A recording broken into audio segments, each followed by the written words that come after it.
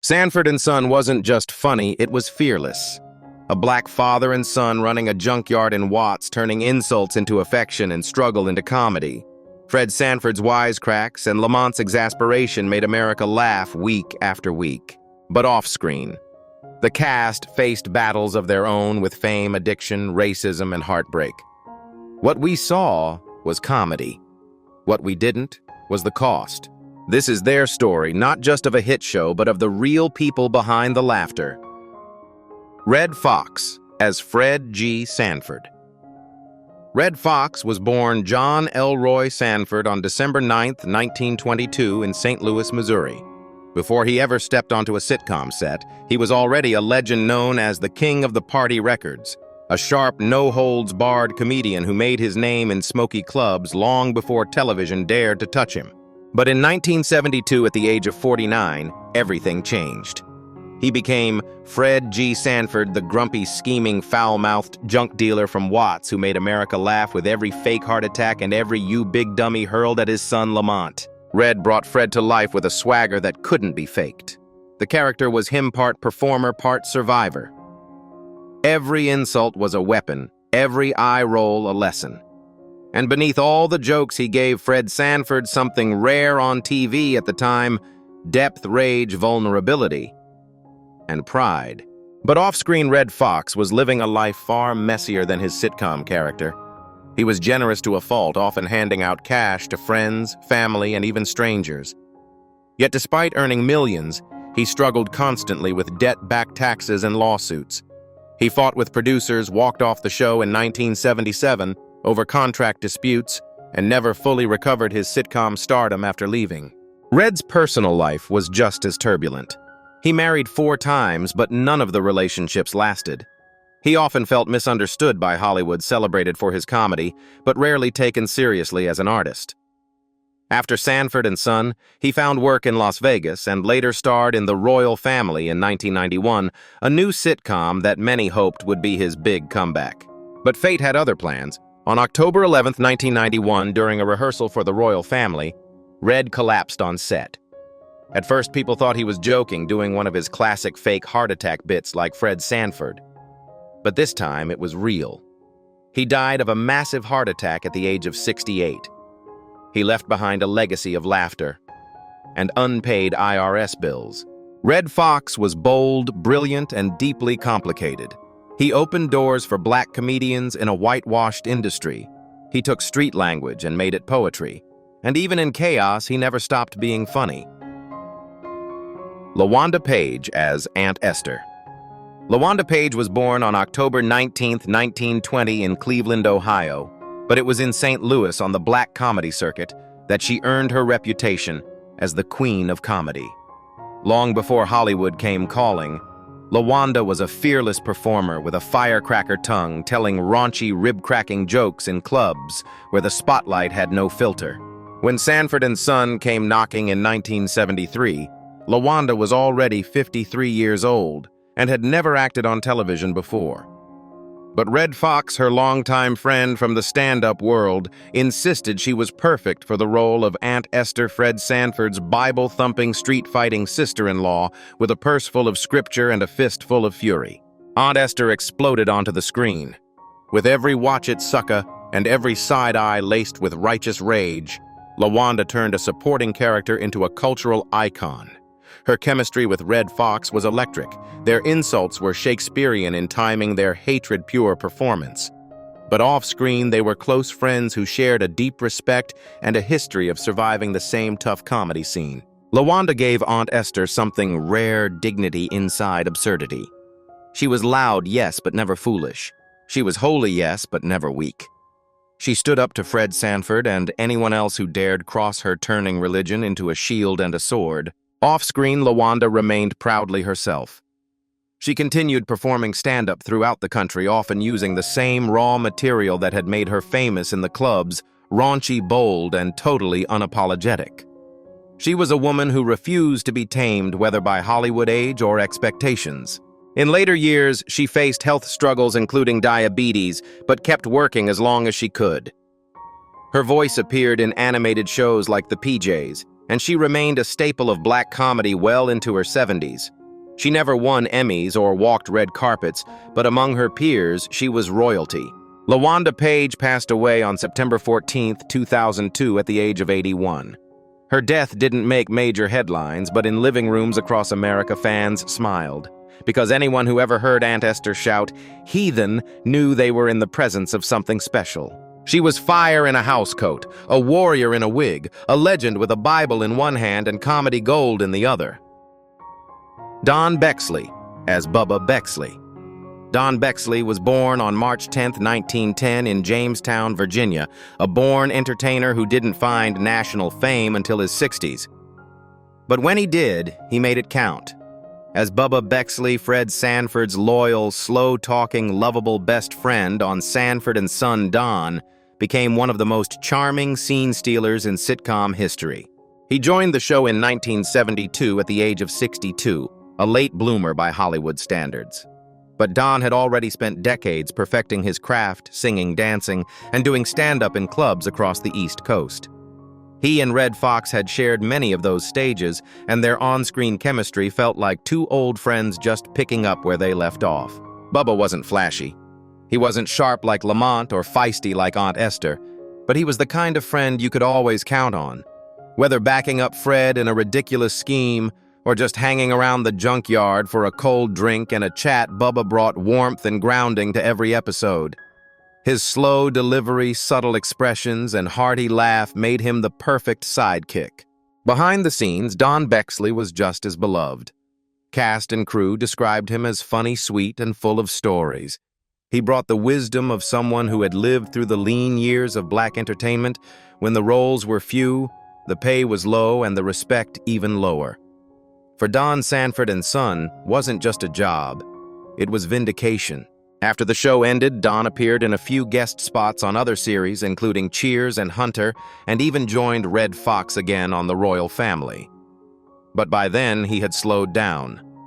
Hollywood didn't offer many roles for men in their 70s, especially black men who weren't leading men. So Don returned to the East Coast and focused on writing and stage appearances. Despite his late fame, he never grew bitter. He once said, "It took me 60 years to become an overnight success. But I'm still here, baby." Don Bexley passed away on April 15, 1997 at the age of 87. His death didn't make headlines. There were no retrospectives or major tributes. But for Sanford and Son fans, the loss of Bubba felt like losing part of the show's soul. Whitman Mayo as Grady Wilson. Whitman Mayo was born on November 15, 1930 in New York City and raised in Atlanta, a tall, gentle man with a slow drawl, a fuzzy beard, and the kind of comedic timing that couldn't be taught. When he joined Sanford and Son in 1973 at the age of 43, he turned what could have been a forgettable side character into one of the most beloved personalities in television history, Grady Wilson.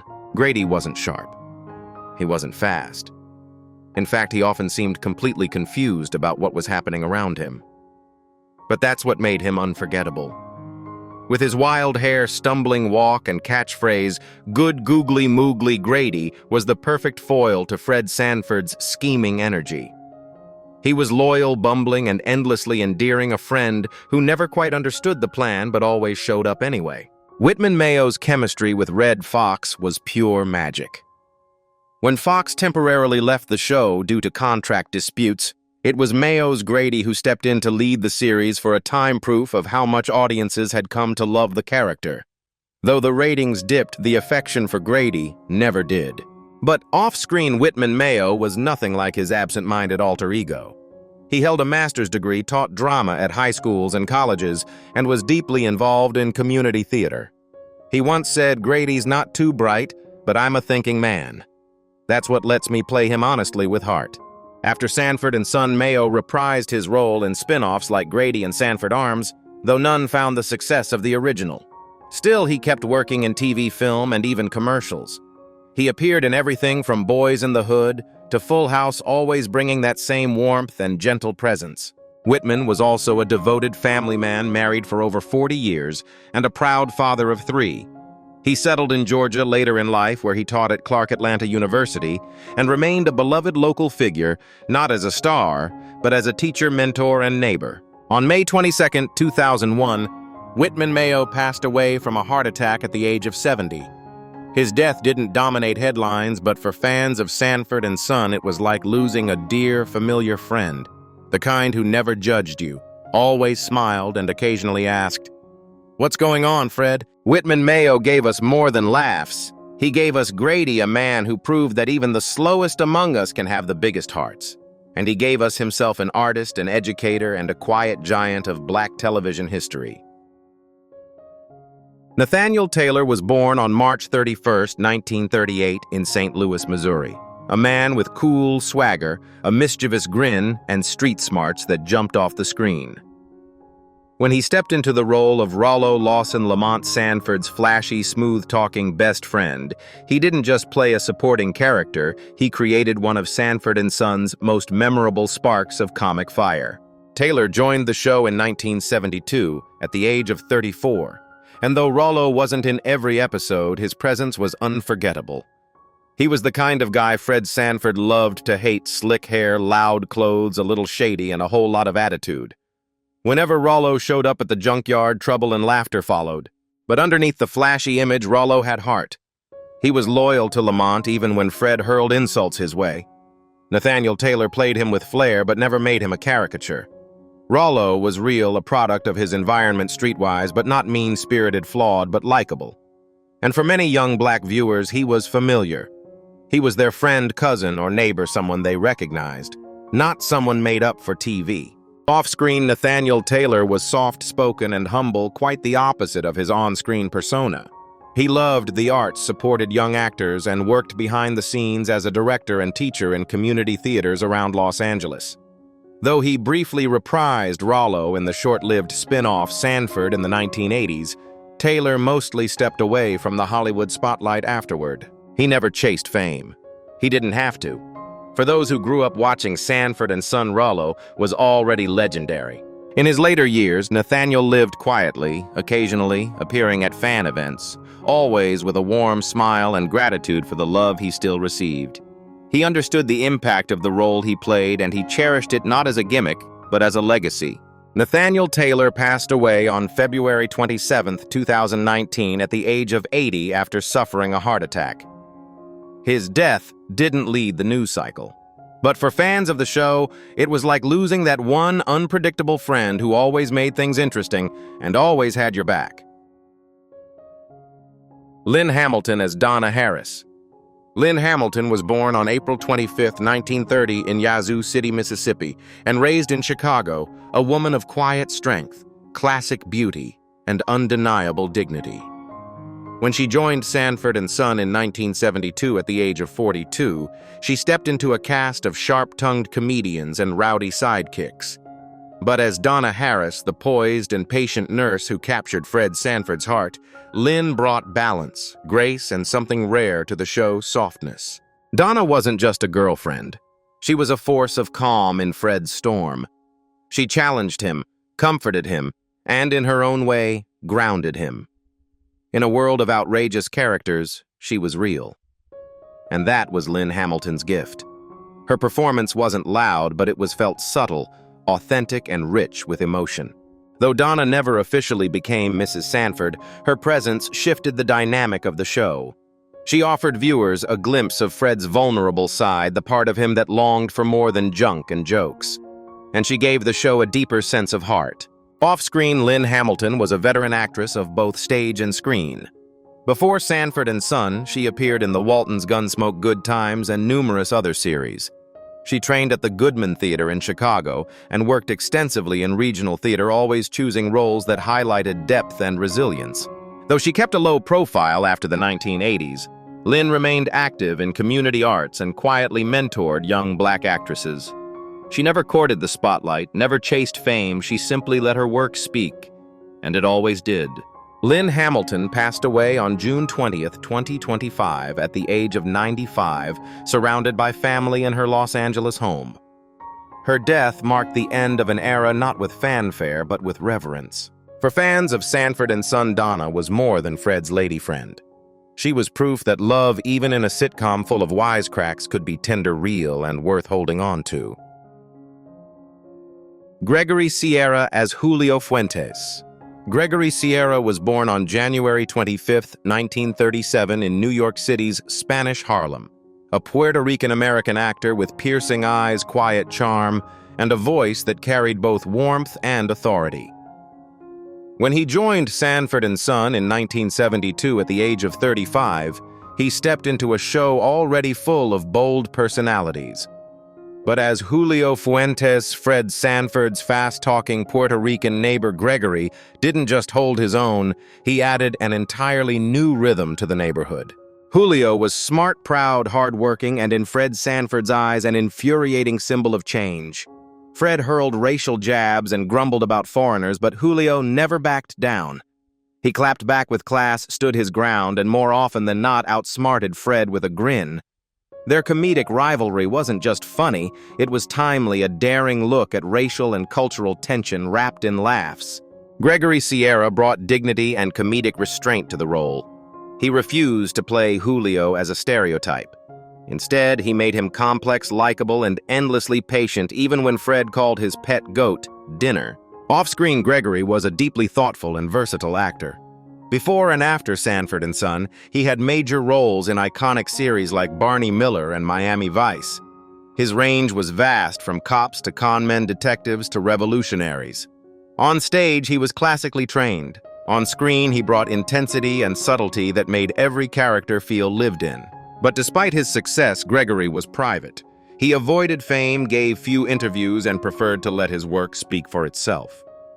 He was married, enjoyed painting, and later moved away from Hollywood to live quietly with his wife in Southern California.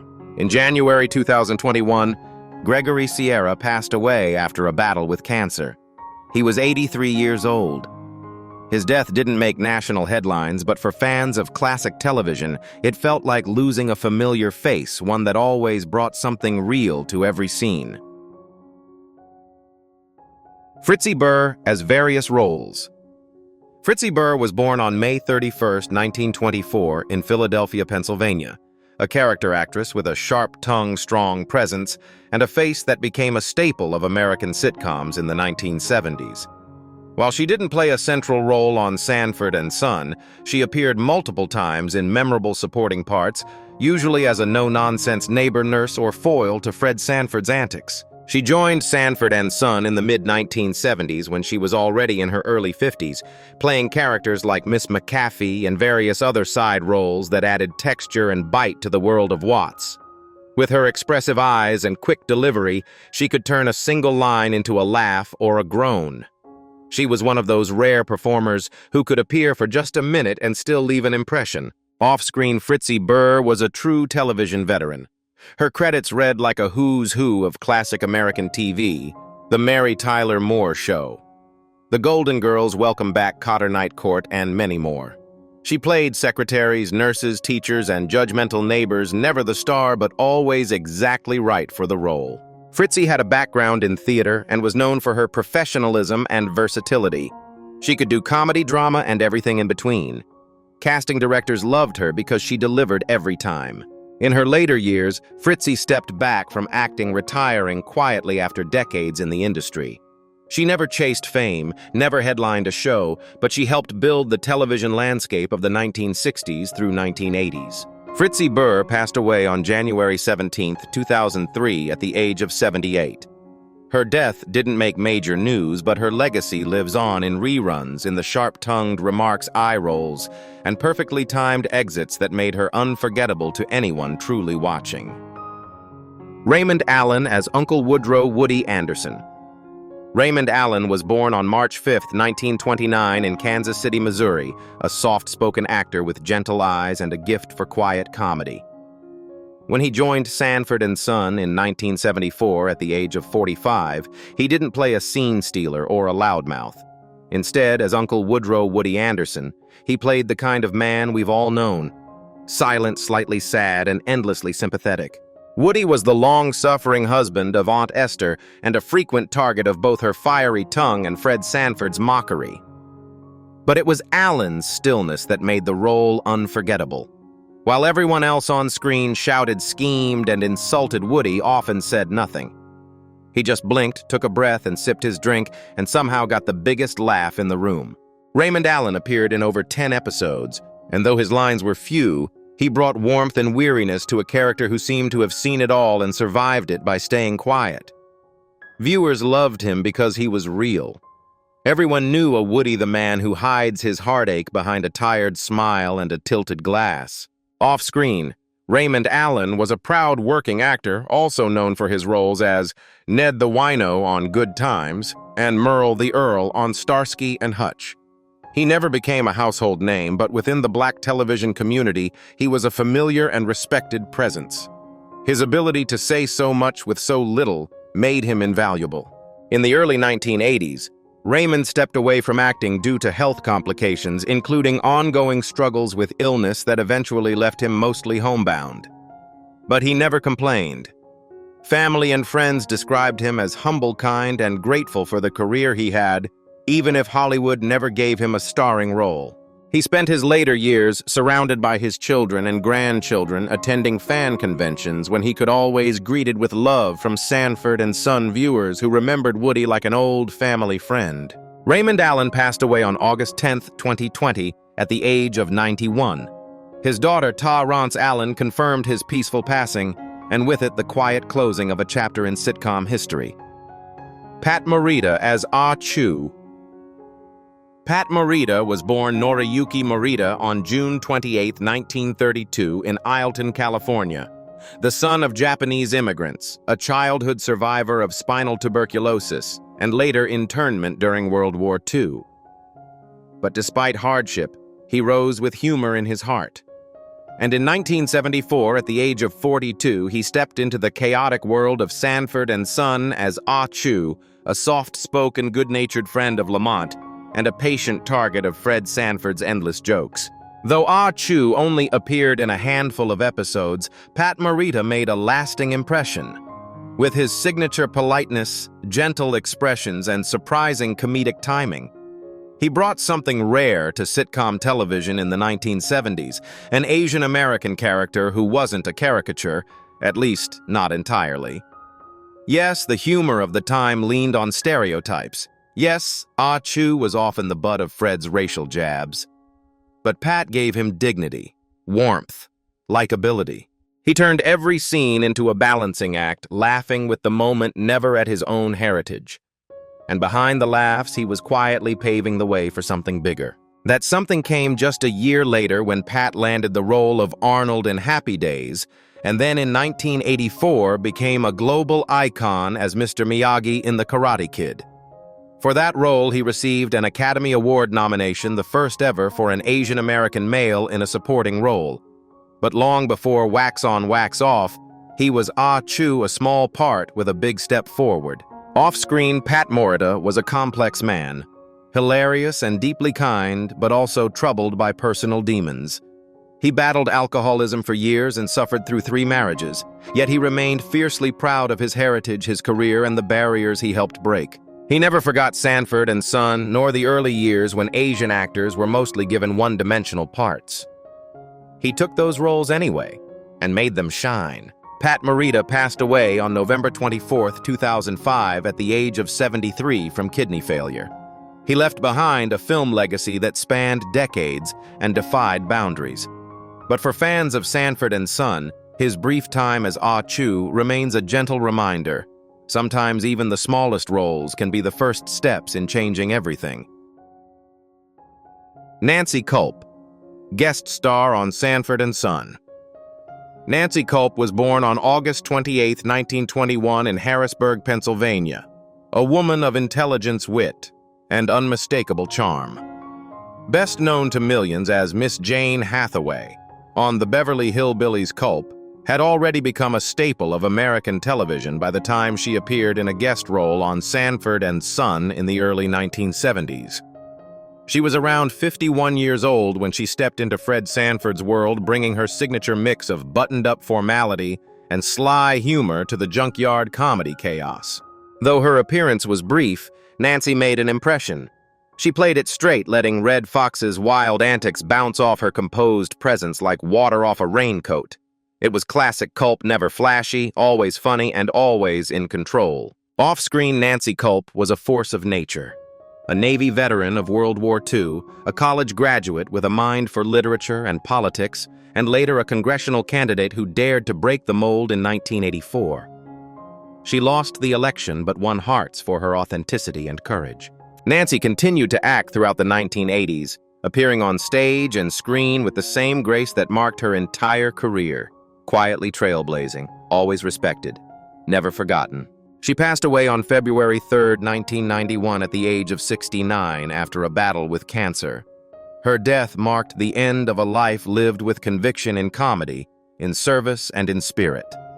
She only visited Sanford and Son briefly, but left behind the unmistakable stamp of class. They gave us more than laughter, they gave us life. Through every insult, every scam, every belly laugh in that cluttered old junkyard, Sanford and Son told a story of family struggle and soul. And behind each unforgettable character was a real human being with dreams, pain, pride, and purpose. Some are gone, but none are forgotten, because the love and the laughs still echo.